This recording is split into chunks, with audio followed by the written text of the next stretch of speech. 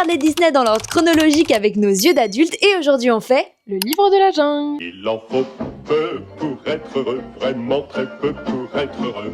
Il faut se satisfaire du nécessaire. On en parle de la meilleure preuve d'amitié que tu peux donner à ton pote, c'est de se sacrifier pour lui. Moi je fais pas ça. Hein. On rentre dans les Disney sur lesquels j'ai un petit coup de cœur. Donc je les trouve bien, mais en les revoyant, je leur vois quand même quelques petits défauts. Là on s'est quand même juste avant tapé Mary Poppins qui était un banger. On est sur des rythmes plus lents, type La Belle et le Clochard. Ouais, mais par contre, je trouve que c'est beaucoup mieux caractérisé, c'est beaucoup plus agréable parce que les personnages sont vraiment bien. Ils appellent Mowgli le petit Dom. Et quand j'étais petite, je me disais, mais pourquoi ils mettent un D? C'est vraiment un film pour enfants, je trouve. J'étais persuadée que Mowgli, il s'était fait abandonner dans la forêt par ses parents. Et en fait, non, il y a une espèce de pirogue qui est là où lui, il est dessus. Tu sens qu'il y a eu un accident. C'est souvent le cas dans les Disney quand même. Quand je me rappelais pas qu'il y avait la voix off au début de Bagheera. En plus, elle est bizarre cette voix off. En fait, elle sert de Dinky Pete un peu, tu vois. Dinky Pete. Ouais, c'est pas comme ça. Ça marche vraiment comme une histoire qu'on raconte à des enfants. Et d'ailleurs, ça s'ouvre comme un livre, hein, tu l'as dit, mais moi, c'est le livre de la jungle, donc on l'avait un peu vu venir. Qui c'est qui a fait son slip à Mowgli? Il est élevé par des loups et il a un slip rouge hyper bien fait. Il y a que ça qui te choque, quoi. Par exemple, qu'il parle. Alors lui, il parle déjà, qui lui a appris à parler. Et il parle avec des animaux. Non, parce que ça peut être le langage des animaux. Les dessins sont vraiment magnifiques. Moi, j'adore parce qu'on dirait presque des esquisses. On est un peu dans la BD, on voit tous les traits, les décors aussi d'ailleurs. On reste toujours en huis clos dans la jungle avec les personnages. Sans ça, je pense que le film marcherait beaucoup moins. Bah d'ailleurs, on a beau être dans la jungle, on a un plan sur Bambi. C'est totalement une citation à Bambi, qui pour moi est vraiment l'ancêtre du livre de la jungle. Livre de la forêt. Il y avait une autre citation avec la scène des vautours. Oui,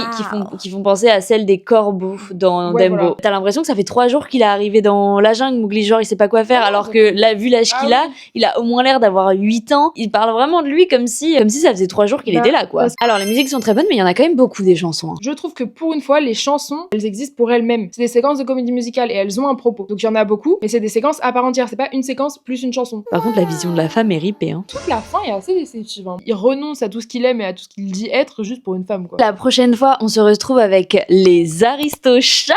Oui. Mettez-nous en commentaire ce que vous pensez du livre de la jungle. Et puis on se retrouve pour la prochaine. Il en faut peu pour être heureux, vraiment très peu pour être heureux.